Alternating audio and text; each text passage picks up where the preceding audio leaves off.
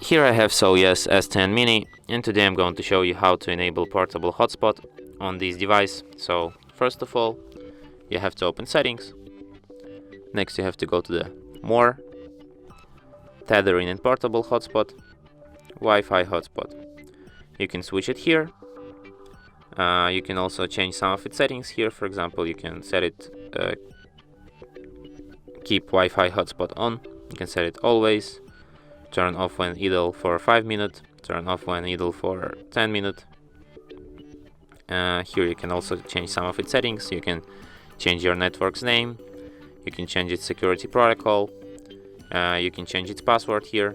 You can also reset OOBB, and you can change maximum amount of users.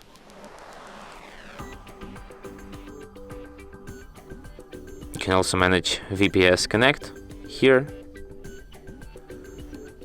You can see the bandwidth usage, and you can also manage users here if someone is connected, but no one is connected to my network, so I can't really do this. And that's it. Thanks for watching.